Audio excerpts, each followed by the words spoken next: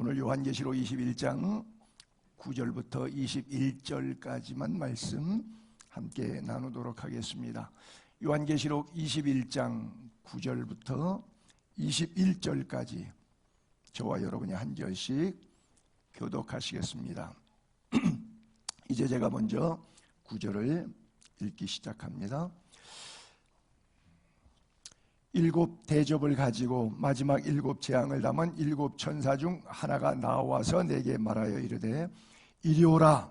내가 신부 곧 어린 양의 아내를 내게 보이리라 하고 성령으로 나를 데리고 크고 높은 산으로 올라가 하나님께로부터 하늘에서 내려오는 거룩한 성 예루살렘을 보이니 하나님의 영광이 있어 그 성의 빛이 지극히 귀한 보석 같고 벽옥과 수정같이 맑더라. 크고 높은 성곽이 있고 12문이 있는데 문에 12전사가 있고 그 문들 위에 이름을 썼으니 이스라엘 자손 12지파의 이름들. 동쪽에 세 문, 북쪽에 세 문, 남쪽에 세 문, 서쪽에 세 문이니 그 성의 성곽에는 12기초석이 있고 그 위에는 어린 양의 12사도의 12이름이 있더라. 내게 말하는 자가 그 성과 그 문들과 성곽을 측량하려고 금 갈대 자를 가졌더라. 그 성은 네모가 반듯하여 길이와 너비가 같은지라. 그 갈대자로 그 성을 측량하니 12,000 스타디온이요 길이와 넓이와 높이가 같더라. 그 성곽을 측량함에 144 규빗이니 사람의 측량 곧 천사의 측량이라. 그 성곽은 벽옥으로 쌓였고 그 성은 정금인데 맑은 유리 같더라. 그 성의 성곽의 기초석은 각색 보석으로 꾸몄는데 첫째 기초석은 벽옥이요 둘째는 남보석이요 셋째는 옥수요 넷째는 녹보석이요 다섯째는 홍만호요 여섯째는 홍보석이요 일곱째는 황옥이요 여덟째는 녹옥이요 아홉째는 담황옥이요 열째는 비치옥이요 11제는 정옥이요 12제는 자수정이요 다 같이 그 12문은 12진주니 각 문마다 한 개의 진주로 되어 있고 성의 길은 맑은 유리 같은 정금이더라. 아멘. 오늘 성경 본문에 보니까 신부 곧 어린 양의 아내를 보여주겠다. 요한을 부르셔서 이리 와라 그래요. 자, 일곱 교회, 일곱 인, 일곱 나팔, 일곱 대접, 그리고 일곱 대접을 불었던 천사 가운데 한 명이 요한에게 이리 와라. 판모섬에 있는 요한이 환상 가운데 음성을 듣고 가서 보니까 내가 신부 보여줄게. 누구냐? 곧 어린 양의 아내다. 좀 듣기가 불편하고 거북한 이야기일 수도 있는데 그런 말이 있어요. 천연기념물 중에 뭐가 있냐면 요즘 세상에는 처녀와 총각이 결혼하면 천연기념물이다 그런데요. 좀 듣기 힘든 이야기죠. 왜냐하면 이제 세상이 그러니까요. 제가 집시촌에 23년 살았잖아요. 결혼 주례도 하고 뭐 애도 받고 뭐 하여간 뭐 집시촌에서 다양한 경험들을 하는데 결혼식을 보통 밤 9시쯤에 시작하면 새벽 2, 3시 길면 아침에 해 뜰 때까지 춤추고 먹고 노는 게 결혼 풍속입니다. 지금도 그렇게 해요. 그러면 저는 한 1시, 2시까지 있다가 그냥 자러 집에 저는 돌아가죠. 그래서 결혼 집 내면 예배를 보통 뭐 5분도 10분도 뭐 그 정도 밖에 안 합니다. 왜? 그 다음에 애프터 순서에 먹고 마시고 춤추는 것이 피로연이 결혼 잔치니까요. 그런데 그 잔치가 끝난 다음에 그날 밤에 이제 합방을 했으니까 하얀 천을 들고 나와서 핏자국을 갖고 와서 춤을 추고 난리 댄스 파티가 벌어집니다. 지금도 그래요. 근데 그게 안 나오면은 곤란하겠죠. 그러니까 제가 볼 때는 그래요. 막 피를 어디서 묻혀가지고 와가지고 막 하는 사람도 있는 것 같아요. 제가 아는 상식으로는 그렇게 많은 피가 아닌데 엄청 많이 피가 묻은 천도 막 들고 나오거든요. 가짜죠.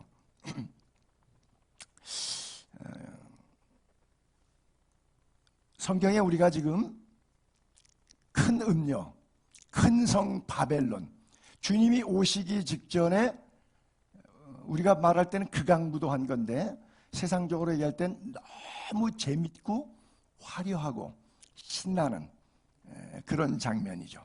자, 이 신부의 모습과 성경은 우리를 신부라고 말해요. 신랑 예수님을 만나는 그날, 결혼식 날 D-Day를 위해서 정결한 세마포로 신앙의 행실을 준비하는 그런 모습. 제가 이제 오늘 자료 사진들을 조금 올릴 것인데 자료 사진은 기억에 담지 마세요. 시각으로 하니까 청각보다 오래 가는데 아무것도 아니에요. 이것은 설교하는데 그냥 글 모르는 아이들이 시청각으로 유치부에서 설교하면 노아 이야기, 다니엘 이야기를 쉽게 이야기하듯이 여러분들이 조금 쉽게 이야기하는 도움닫기로 이 자료를 올려보는데 이 사진이 그 사진은 아니잖아요. 우리가 신랑 예수 만날 때 신부인 우리가 이렇게 결혼하나요? 그렇지 않잖아요. 근데 성경에 문자로 기록됐기 때문에 그림으로 표현해 본 자료들을 몇 개 이용할 텐데 절대 그것이라고 생각하지 않기를 바랍니다. 그냥 저거 틀렸다 생각하면서 보셔도 괜찮겠어요? 우리는 먼저 그림처럼 호세아에 나왔던 고멜처럼 이렇게 예수 믿어요. 이렇게 신앙생활하고 이렇게 교회 다녀요. 그래도 하나님의 사랑은 끝없어서 고멜을 끝까지 사랑하고 결혼한 이후에도 또 가서 다른 남자애를 낳는데도 내 백성이 아니라 루하마 이런 자녀들을 낳는데도 그래도 또 호세아 선지자는 가서 그를 아내로, 그리고 옛날에는 노예처럼 돈이 빚지게 되면 사람을 사오기 위해서 돈을 내죠. 그래서 속전을 내면서까지 바람난 아내를 다시 사오죠. 어제는 인터넷에 보니까 아내가 바람나갖고 나가서 남의 남자 애를 낳는데 애를 낳고 죽어버렸어요. 근데 이제 법적으로 이혼이 안 됐다 그러니까 이 애를 병원에서 애 병원비 앞으로 부양 호적 입적을 다 전 남편에게 넣어야 된대요. 그러니까 전 남편이 검사해 보니까 내 아들 불일치 판정을 나와서 내 자식이 아닌데 어떻게 내 호적에 넣고 내가 이 아이를 부양할 수 있겠냐. 근데 법적으로 이혼이 안 됐으니까 실정법에는 방법이 없대요. 세상에 별일도 다 있었죠. 여러분, 이런 우리들에게도 주님이 용서하시고 또 사랑하시고 정결한 신부로 오늘 이 자리에 세워주심에 있어서 감사하는 은혜가 있게 되기를 바랍니다.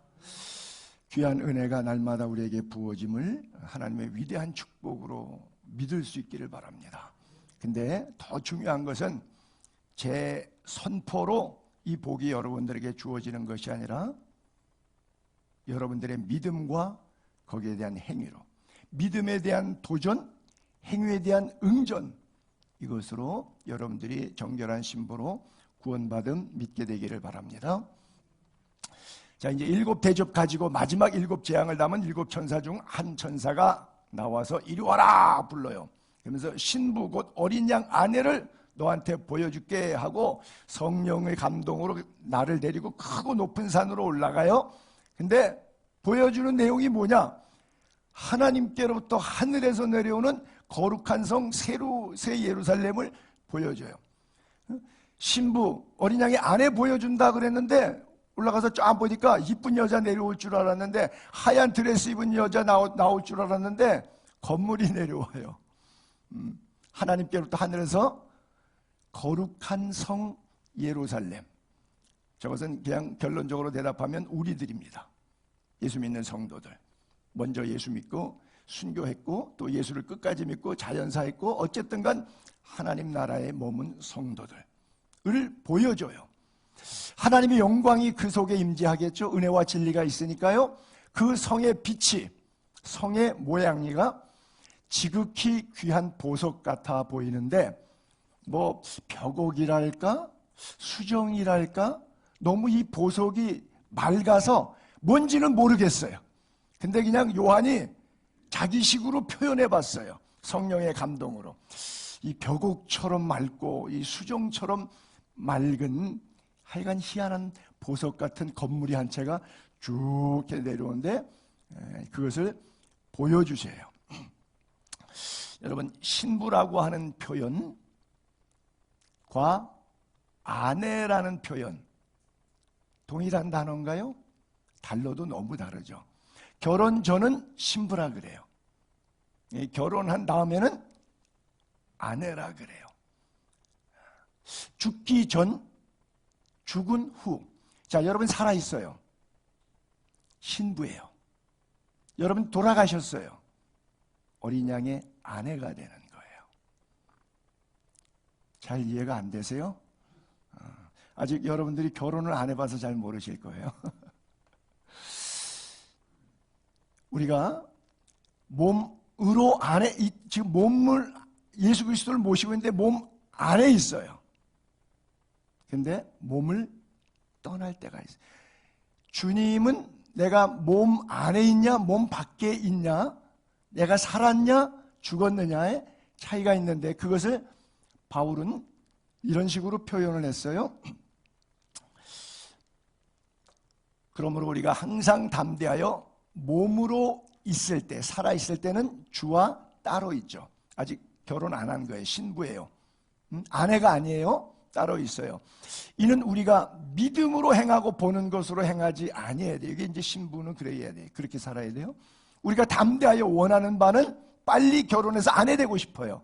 그렇죠? 신부들은 몸을 떠나 주와 함께 있는 그것이라. 그런즉 우리는 몸으로 있든지 살아있든지 떠나든지 죽고 있든지 살든지 죽든지 주님만 기쁘시게 하는 자 되는 것을 힘쓰는 성도님들 되시기 바랍니다. 더 이상 설교할 내용이 없을 것 같아요. 이렇게 살면 됩니다. 신부가 아내 되는 거예요. 이는 우리가 다 everybody all together 다 반드시 그리스도의 심판대 앞에 나타나게 됩니다. 그날 선, 악, 믿으면 선, 안 믿으면 악이에요. 윤리도덕이 아니고 그 다음에 1차적 구원 이후에 그 몸으로 행한 것, 구원받은 이후에 은혜를 아는 자다운 삶을 산 것, 성경대로 살아가는 것, 몸으로 행한 것을 따라 받으려 함이라. 그래서 원죄 구원에 대한 1차적인 영혼 구원 심판이 있고요. 심판이 있다 없다 말할 때 없다라고 말하는 것은 2차 구원받은 이후에 상급도 심판이라는 표현을 성경에 여기저기 있었기 때문에 우리에게 심판이 없다는 얘기는 원죄 해결은 받아서 지옥 갈 일이 없다는 그 뜻이고요. 또 심판이 있다라고 하는 것은 바로 구원받은 이후에 상급 심판에 대한 이야기. 이렇게 구분하면 여러분들이 이해하시는데 좀 편리할 거예요. 성결한 그리스도인, 믿음으로 행함을 나타내는 성도, 자신을 세속에 물들지 않게 지키는 신부와 같은 신앙생활을 할 수 있게 되기를 바랍니다. 그래서 바울은 그래요. 세상에 살지만 세상 유혹, 풍속 다 따라가지 말라. 뭐 세상에서 뭐 유행 탄다 그러면 그 유행을 다 타죠. 그런 것 하지 말고 늘 마음이 포커스가 초점이 주님께 있어서 주님은 우리를 새롭게 하시는 분이니까 늘 변화를 받아 exchange 변화를 받아. 첫째, 하나님의 선한 뜻이 무엇이냐? 둘째, 하나님이 기뻐하시는 뜻이 무엇이냐? 셋째, 하나님이 온전한 뜻이 무엇이냐? 분별하도록 하라. 자, 그러면 여러분들이 이제 결혼할 때, 사업할 때, 계약 결정할 때, 뭘 할 때마다 이 세 가지를 놓고 잣대로 검증을 하시면 돼요. 내가 이 일이 이렇게 진행하는 것이 하나님의 선을 이루냐, 하나님 악이 되느냐, 그렇죠? 하나님 기뻐하시냐, 하나님 슬퍼하시냐. 그 다음에 이게 온전한 하나님의 뜻이냐, 아니면 비성경적이냐. 내 욕심 때문에 비성경적이라도 내가 이걸 하고 싶고 이루고 싶은 것이냐, 이걸 영적으로 분별해야 하는데 세상 본받으면 이 분별이 안 돼요. 세상 유행 쫓아가면 이 분별이 안 돼요. 마음을 늘 새롭게 하고, 뭘로 새로워지고 뭘로 거룩해져요? 말씀과 기도로만 가능합니다. 그래서 늘 exchange, 변화된 삶을 살기를 바랍니다. 그런즉 이전 것은 지나갔으니 보라 새 것이 되었도다. 그리스도 안에서 날마다 새로운 피조물이 되기를 바랍니다. 그래요. 말세가 되면요, 신앙도 교회도 다 세속화됩니다. 특별히 제 1번이 이제 목사가 노출이 많이 돼요. 그래서 목자를 치리니 양떼가 흩어지리라 하기 때문에 일단 사탄의 입장에서도 두목을 하나 치는 것이 졸개들 치는 것보다 나으니까 가장 많이 타격 공격받는 게 목회자들이에요. 자기는 늘 경건한 척 해야 되거든요. 괜찮은 사람인 척 해야 되거든요. 제가 개인적으로는 어머님이 생존해 있을 때 굉장히 두려움이 없다 그럴까 담대함이 있었어요. 왜? 우리 엄마가 날 위하여 하루 8시간씩 기도하는 엄마야. 나는 기도하는 엄마를 둬서. 그러니까 괜히 이게 백이 든든하더라고요. 이유 없이 든든해. 어머님 돌아가신 다음에 덜커덩 오늘까지도 한마음 허전하고 불안한 것이 기도의 동지를 잃었어요. 날 위하여 기도해 주는 분이 없어. 물론 여러분들 기도해 주시고 계시지만 그래요. 부모처럼 자식을 위해서 기도하는 존재 있을까요? 그렇죠? 자식이 부모를 위해서 그렇게 기도 못해요. 그렇죠?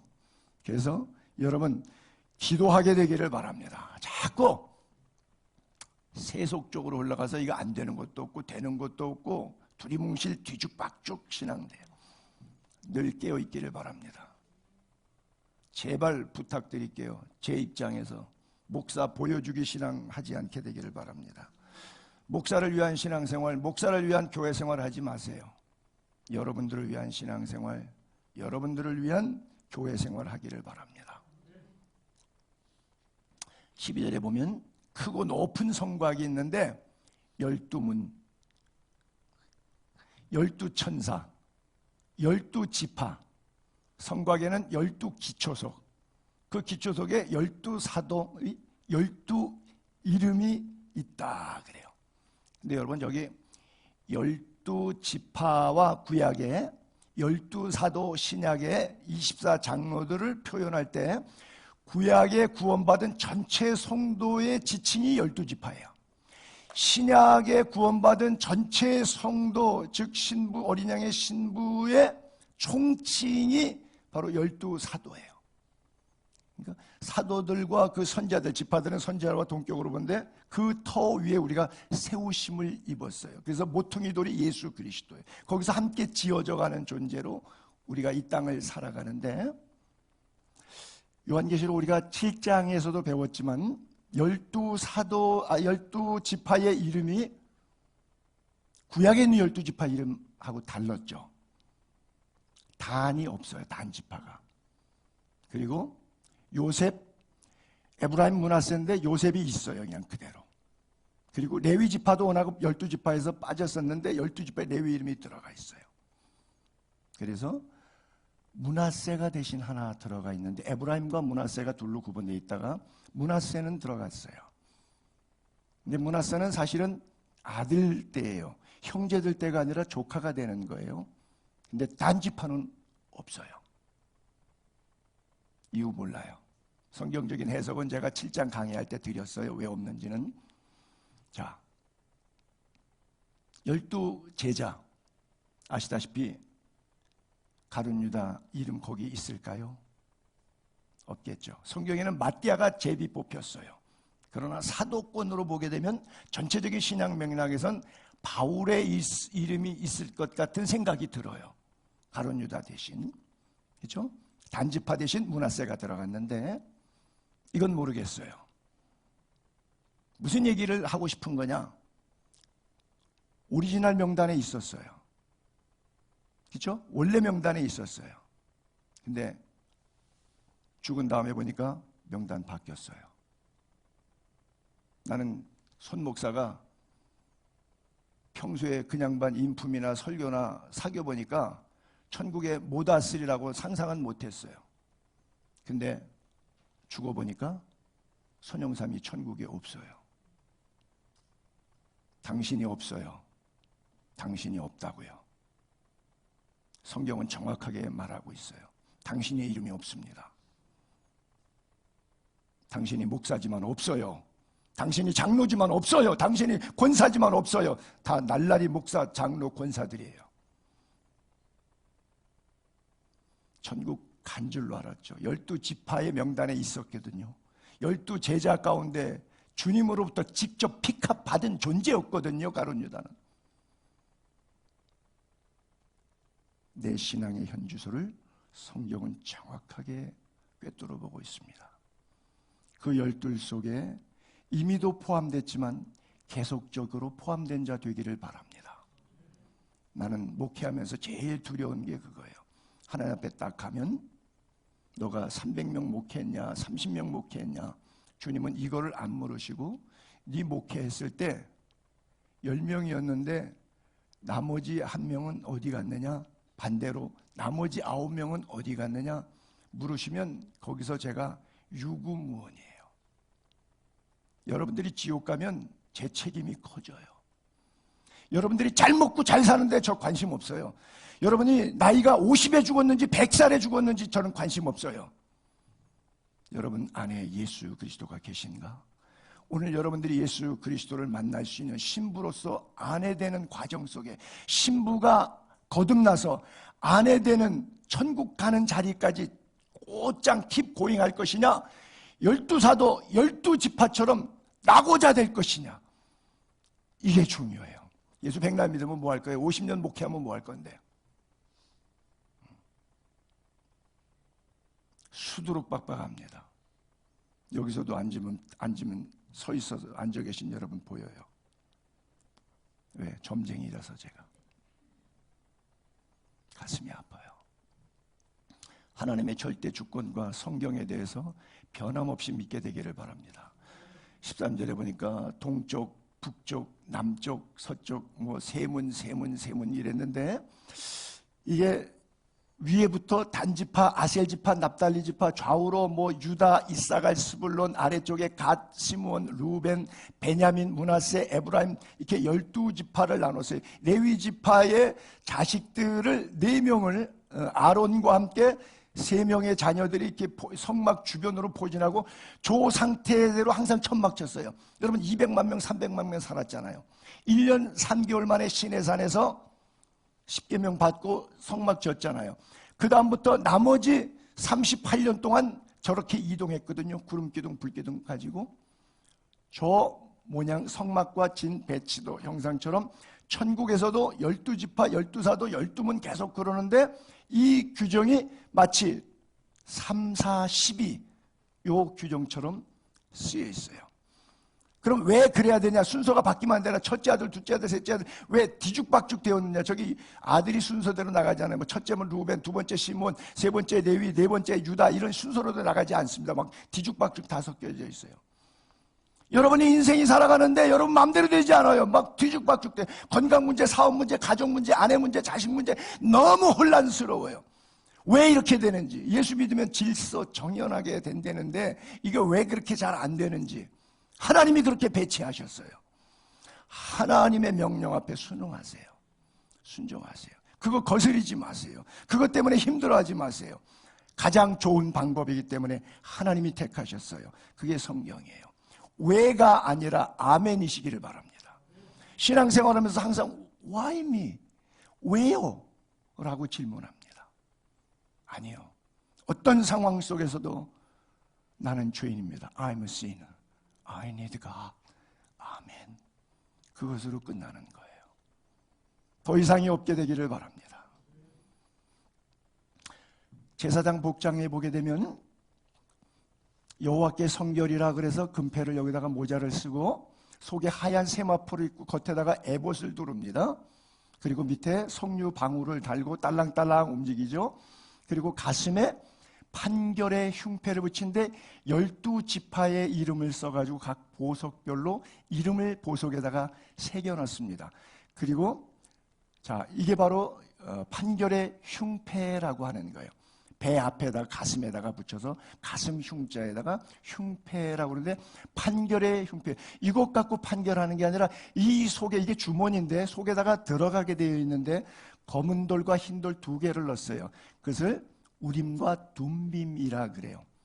예를 들어서 판결할 때 전쟁을 해야 됩니까 말아야 됩니까? 그럼 제사장이 성소에 가서 손을 넣어가지고 흰 돌이 나와요. 오케이, 승리를 주시니까 고 가라.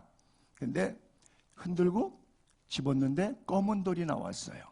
이걸 우림과 둠빔의 빛, 완전, 그런 뜻을 가지고 있어요. 여기 바로 열둘이라고 하는 스타디온도 12,000 스타디온, 성리 좌우 높이가 전체가 다 해서 12,000 스타디온, 그렇죠? 2,300km 정도. 와인 스타디온은 192m죠. 저게 헬라어에서 거리 측정 단위죠. 인치, 피트, 센티미터 이런 것처럼 스타디온이라고 하는 것은 192cm를 완 스타디온이라 그래요. 헬라어에서. 그래서 고대 올림픽 할 때마다 마라톤이라는 건 없고 그냥 192m 완 스타디온 한번 누가 빨리 뛰어가냐로 측정했어요. 거기서 이제 경기장이라고 하는 스테디움이라고 하는 단어가 바로 이 스타디온이라는 측정 단위에서 나왔거든요. 이게 이제 12,000 스타디온이라고 나오는데 12지파 곱하기 1000은 성경에 무한대를 항상 1000이라 그래요. 뭐 천천히요, 만만이요 이런 것은 그냥 숫자가 아니라 끝이 없다는, 또는 영원을 상징할 때 1000이라고 하는 숫자를 써왔어요. 성경은.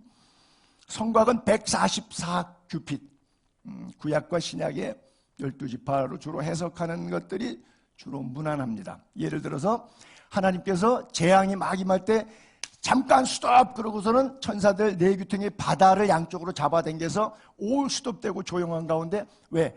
하나님께서 입맞춰 줄 때까지 있어라. 그래서 하나님께 도장 꽝꽝꽝꽝 찍어주는 동안에 재앙천사가 스톱하고 있죠. 그리고 숫자를 씌워보니까 지파별로 각 지파에 12,000명씩, 그래서 곱하기 12지파니까 144,000명이 새 노래로 여호와께 찬양하니 능히 배운 자 외에는 부를 자가 없다. 근데 자꾸 이단에서 이런 숫자 갖고 장난질을 해가지고 뭐 144,000명만 구원받니 이러는데, 그게 아니라 숫자의 상징적인 개념, 은유적인 비유가 들어있다는 것 몇 차례 말씀드렸으니까 여러분 이해하실 거예요. 금 갈대자, 갈대라고 하는 것은 헬라어로 카네라고 하는데, 그 카네가 갈대인데 거기에서 캐논이라 그래요. 영어에서 캐논, 카메라 이름도 갖다 썼는데 정확하죠. 찍었는데 다른 사진 나오고, 사람 찍었는데 뭐 동물 나오나요? 그렇지 않죠.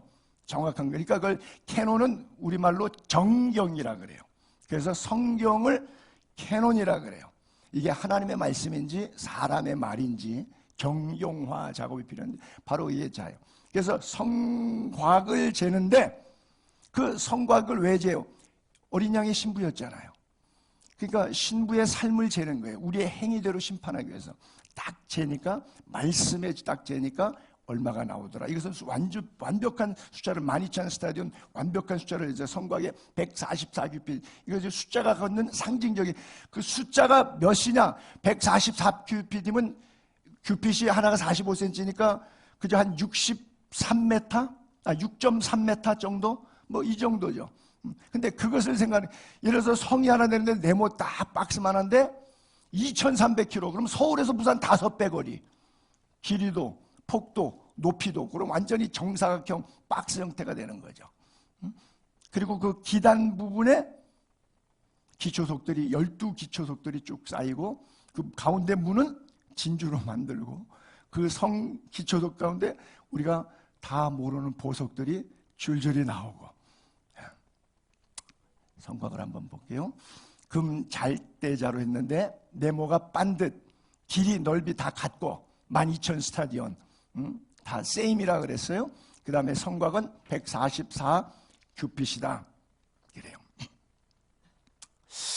자, 근데 그 성곽은 벽옥으로 쌓였고 성은 정금이다. 성곽의 기초석은 여러 가지 보석들, 문은 12진주문. 자, 그래서 그냥 쉽게 표현하면 이 본문이 오케이. 성이 뭐 값진 보석처럼 빛이 바짝바짝 나는데 벽옥 수종과 같이 맑다고 써 있고, 성곽의 기초석들은 제1단, 제2단, 제3단, 기단부라 그러죠. 왜 그냥 다보탑, 석가탑 이런 거 생각하시면 이렇게 보면 밑에 기단부가 있죠. 몇 층까지 이런 식으로 그냥 그렇게 이해하시면 돼요. 여러분, 높이가 2300에 서울, 부산 5배 거리의 높이로 됐을 때 그 기단 부분이 그렇게 되어 있다는 거예요. 층을 이루고, 성문은 한 개의 진주로 만들었어요. 진주 한 개로. 성에 길나 있는 것은 황금이에요. 골드인데 이게 막 크리스탈 같은 그런 골드. 여러분들이 못 본, 지구상에서 못 본, 제가 오늘 경신고등학교 모임이 있어가지고 한 달에 한 번 차는 반지가 있어요. 이 학교 교패랑 글자 써 있는 게 있는데, 한갑 선물이라고 경신 친구들이 이걸 만들어 준 거거든요. 근데 이제 교회 설교 시간이나 평소에는 안 차요. 왜? 목사가 금 손가락 끼고 다면 설교할 때 막 이럴 때 번쩍번쩍 그러면 여러분들이 시험 들어가지고 목사가 왜 졌다고야? 그래서 제가 안 끼고, 우리 경신 모임할 때만 1년에 한 번씩 멤버들이 다 끼고 와요. 학교 마크가 써요. 이제 교패가 그려져 있는 건데, 이 금 색깔 이렇게 봤던 거 반짝거리는 게 아니라 이게 유리로 보인단 말이에요. 금인데. 그러면 상상이 돼요? 아니요, 이해가 안 돼요. 어떻게 보일지. 그러니까 우리가 지금 천국에 대해서 요한은 자기 나름대로 보고 필설로 남겼는데 그 필설이 다 틀려요. 그래서 제가 그림을 여기다가 띄우는데 그 그림을 믿지 말라는, 틀렸다 생각하고 보시라는 거예요. 자료로 이해상 도움을 위해서 제시는 하는데, 쇼하는데, 그래도 그건 틀린 그림이야라고 그렇게 생각하고 보시라는 거예요. 아, 성경에 저거로구나 이렇게 오해할까봐 내가 그러는 거예요. 그래서 시청각 사용하기가 좀 주저스러운데, 천지는 없어지지만 주님은 영존하신다. 옷과 같이 다 날개리니 의복까지 바꾸고 한결같으신 주의 연대는 무궁하다. 이게 왜 지난주께 여기에 들어가 있죠? 자, 자, 서울, 부산 5배 좌우폭과 높이의 거의 정사각형 형태의 쭉 이렇게 내려오는데, 이 아랫부분에 기단부에 12줄이 12보석들이 있고 가운데 3개의 문식, 이렇게 보시면 이 12지파의 12기초석들이 있단 말이에요. 기단부에. 그리고 거기에 문을, 너무 제가 볼 때 잘 못 만들게, 문 자체를 진주가 항상 동그라니까 동그란 것으로 이렇게 표현했는데, 문이 사각일 수도 있겠죠. 마른 목걸이일 수도 있겠고, 어쨌든 간 그냥 연상을 위한 거예요. 제가 누누이 강조합니다만 저렇게 생기지 않았습니다. 저거 틀렸다라고 생각하고 그리고 보셔야 돼요. 저는 근데 왜 문을 진주로 했을까라고 혼자 생각을 해보다, 진주가 만들어지는 과정 알잖아요. 조개가 음식물을 먹다가 이물질, 모래 같은 거 씹힐 때, 그게 좀 이렇게 표현이 죄송합니다만 일종의 암이죠, 암. 그렇죠? 이 자기 내장기관에 와갖고 이물질이 자꾸 모이면서 딱딱하게 굳어져서 몸 바깥으로 배출 못 내고 있는 이 암덩어리 같은 거란 말이에요, 일종의. 근데 이게 진주잖아요. 암 걸리신 분은 몸 안에 하나님이 진주 주신 줄로 믿으시기 바랍니다. 무슨 뜻이냐? 고통 가운데 탄생하는 게 진주이듯이 하나님 나라에 가기까지 이 땅에서 믿음 생활하는데 좀 고통스러울 수 있어요. 고통이 한 번만 오면 좋겠는데 설상가상으로 정신 못 차리게 몰아치니까 감당이 안 돼요. 또 쌓이고 또 쌓이고 또 쌓이고 농축하다 보니까 영롱한 빛이 되는 거예요. 나는 여러분들의 가정이든 건강이든 경제든 여러분들이 갖고 있는 그 아픔들, 고통들이 고스란히 말씀과 기도로 뭉치고 기도와 말씀으로 또 세련되게 갈고 닦아져서 그 시간들이 응집돼서 하나님 앞에 정결한 신부로 딱 드러날 수 있는 값진 구원의 문으로 들어가는 과정의 진주와 같은 보석 같은 성도님들이 되시기를 축복합니다.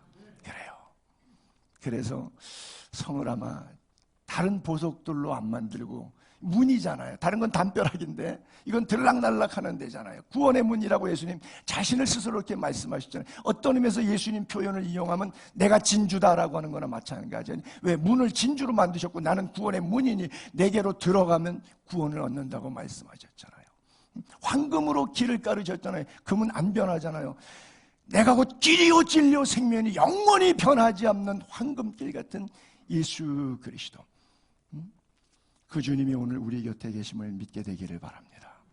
고난 중에서도 믿음으로 이겨내시기를 바랍니다. 그래요. 보석 이야기 썼으니까 그냥 간단하게 줄여서 6개씩 이렇게 적어볼게요. 여러분들이 모르는 단어들이 많을 거예요. 그렇죠? 그냥 한국말만 제가 읽을게요. 벽옥, 남보석, 옥수, 녹보석, 홍만호, 홍보석. 여러분들이 아는 거는 그저 에메랄드하고 사파이어 정도 알는지 모르겠네요. 황옥, 농옥, 노곡, 담황옥, 비치옥, 청옥, 자수정. 옥자가 많이 나오죠. 구슬 종류라고 하는 것이 그냥 옥에 대한 전체이죠. 그래서 우리 하나님이 옥자를 좋아하시는 것 같아요. 우리 교회는 옥자가 없죠. 그림으로 보게 되면 이런 종류인데 이것은 비슷한 것 갖다가 놓은 거예요. 여기에 없는 게 많아요. 이거는 지금 있는 걸 갖다가 그림으로 이렇게 만들었는데 실제적으로는 여기에 아까 써 있었던 이 12개 가운데는 지구상에 존재하지 않는 것들이 많아요. 왜냐하면 제가 헬라어를 원문을 분석해서 영어로 한국말로 가져오는 과정 속에 그 작업을 했더니 없는 거예요. 지구상에. 여러분, 만나는 지구상에 없는 식물이에요. 하나님께서 만들지 않은 식물이에요. 근데 그때만 있었어요. 저거는 지구상에 없는 보석들 이름들이에요. 유사한 것들을 거기다 갖다가 우리가 상징적으로, 그래서 제가 항상 그림 자료를 주면서 겁나는 게 이런 거죠. 절대 믿지 마시라고, 저게 저거구나라고 생각하지 말고 이 자료를 인용해 달라고. 너무 우리 교인들 내가 수준 어려운 걸 부탁해가지고 그래요. 거룩한 성 새 예루살렘은 어떤 이미지가 아닙니다. 실제 건물이 아니에요. 바로 여러분이에요. 신부 어린 양의 아내를 보여주겠다고 했는데 보여준 게 뭐예요? 눈으로, 말로, 글로, 귀로 형언할 수 없는 아름답게 찬란하고 빛 그 자체, 변함없는 보석이나 이 금 같은 건 변하지 않잖아요. 이 변함없는 우리들의 신앙을 말하고 있어요. 우리가 바로 이 보석 같은 신앙인들이 되어야 된다라고 말하는 거예요. 버림받아 마땅하고 길바닥에 팽개쳐버려도 아무 할 말 없는 죄인 괴수들이지만 기생 라합을 통해서, 사마리아 여인을 통해서 하나님의 구원사를 이루어가는 것처럼 막달라 마리아를 통해서 주님의 십자가를 예비하셨던 것처럼 하나님께서 오늘 우리를 통하여 사용하십니다. 우리가 들어갈 하나님의 나라 천국을 엄청나게 좋은 것, 천국 가면 나 이제 부자로 살 수 있다, 이렇게 기대하시면 안 됩니다. 기독교인들 마음 밑바닥에 도사리고 있는 그 물질주의적 가치관, 잘못된 기복신앙, 마치 천국에 들어가면 우리가 이 세상에서 꿈꾸던 부를 마음껏 누릴 수 있는, 우리의 육적 목마름을 해결해 줄 수 있는 그런 곳으로 오해하지 않게 되기를 바랍니다. 이런 천국에 대한 이야기들을 잘못하면 비록 이 땅에서는 가난하고 힘들고 어렵게 살고 부자에게 냉대받고 살았지만 이제 천국 가면 부자 된다, 부자 되려면 예수 믿어라, 오래 살려면 예수 믿어라, 다 틀렸습니다. 900년이 넘게 살던 아담부터 노아 시대까지 최고로 조기 사망한 사람은 그 10명의 믿음의 조상 가운데 가장 위대한 7대손 에녹입니다. 10명 가운데 아담부터 노아까지 하나님께서 동행했다고 써있는 자는 에녹입니다. 에녹은 365년에 요절해서 죽었습니다. 조기 사망자예요. 그가 가장 복받은 사람입니다. 우리는 믿음의 눈으로 성경을 볼 수 있어야 되고, 성경으로 믿음의 눈으로 봤기 때문에 나의 삶을 그 믿음으로 적용할 수 있어야 합니다. 거룩한 성 새 예루살렘, 어린 양 예수 그리스도의 아름다운 신부인 바로 우리들, 교회, 그리고 성도를 일컫는 말입니다. 세상에서 우리가 꿈꾸는 유토피아, 세상에서 꿈꾸는 그런 이상, 우리 기독교가 성경이 말하는 사실과 메시지는 전혀 다릅니다. 불교 속담에도 그런 것 있죠. 연불에는 마음이 없고 잿밥에만 관심이 있다고요. 여러분에게 이 메시지를 기독교적으로 한번 적용해 보세요. 연불에는 관심 없고 잿밥에 내 마음이 빼앗겨 있는 건 아니지. 왜 예수를 믿으십니까? 왜 교회를 다니십니까? 천국은 하나님이 계셔서 천국이지 금은 보화, 보석 때문에 천국이 아닙니다. 어떻게 어린 양 예수의 정결한 신부가 될 수 있습니까? 결론은 예배의 성공자여야 합니다. 나는 여러분들이 예배의 성공자 될 수 있기를 바랍니다. 어떤 상황 속에서도 하나님께서 아브라함을 부르셔서 믿음의 조상으로 세우실 때 이 아들이 하나님과 아브라함 사이에, 하나님의 얼굴과 아브라함 사이에 늘 걸려있는 것이 하나 있었는데 100세에 낳은 아들 이삭이에요. 하나님과 나 사이에 이삭이 방해가 된다면 그 이삭도 번제로 드릴 수 있는 아브라함을 믿음의 조상이라고 말하는 겁니다. 그런가 하면 40년 동안 만나와 메추라기를 줘도 금송아지를 만들어 놓고 이것이 애굽에서 우리를 인도하는 우리의 하나님이라고 자기를 위하여 만든 금송아지. 같은 예배 같은데 나를 위한 예배인가? 하나님을 향한 예배인가? 같은 예배인데 너무 다른 예배를 동시에 여러분은 드리고 있지요. 나는 누구를 예배하고 있습니까? 지금 내 가슴 속에 뭐가 주인이고 뭐가 중심이 되어 있습니까? 예수의 교회 성도님들, 보석보다 아름다운 신앙인 되시길 바랍니다. 정결한 신부, 죄송합니다만 이런 표현을 쓰는 것을, 걸레 같은 신부, 여러분 듣기도 참 너무 부담스럽고 이 거부감이 생기죠. 걸레 같은 신부, 정결한 신부. 단어의 개념이 그렇다면 영적으로 우리가 세상적인 코로나의 팬데믹은 무서운 줄 아는데 영적 팬데믹에 전 세계가 빠져 있는 거면, 전 세계 교회가, 전 세계 교회 성도들이 영적 팬데믹에 빠져 있는데 이거는 몰라요. 바이러스는 무서운 줄 아는데 하나님은 무서운지 몰라. 예배를 다 죽여놨어요. 마태복음 25장에 보게 되면 슬기로운 처녀와 미련한 처녀의 10명의 비유가 나옵니다. 그 신부들, 신랑이 더디옴으로 다 졸며 잘세. 그래요.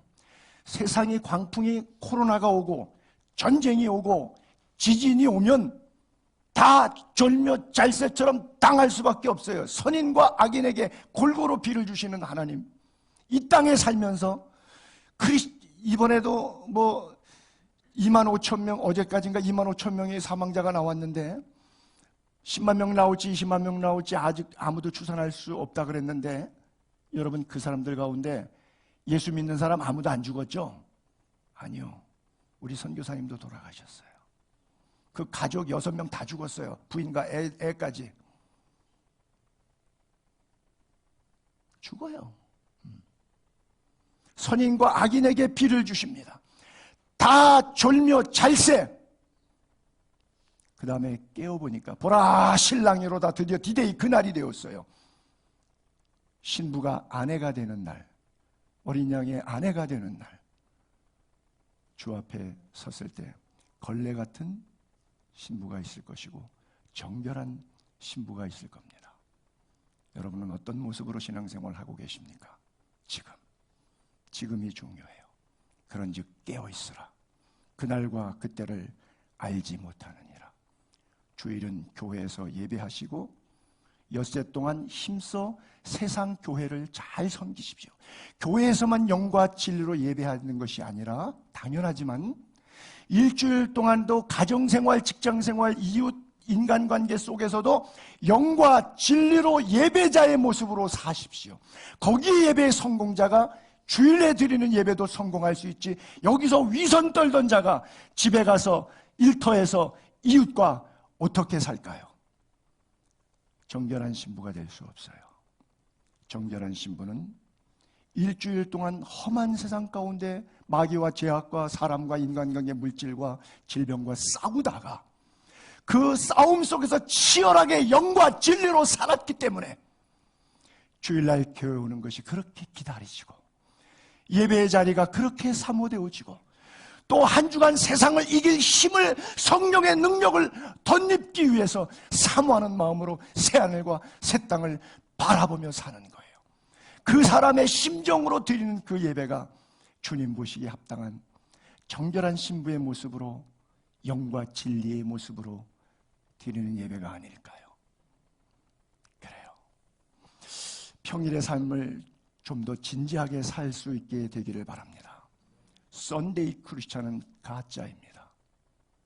24시간 365일 거듭난 그리스도인, 어린 양의 아내가 되고 싶어 자신을 정결케 하는 신부로 오늘 숨쉬고 사는 모든 날을 그렇게 성서적으로 이어가는 삶 될 수 있기를 거룩하신 주님의 이름으로 두 손 들어 축복합니다. 기도하겠습니다.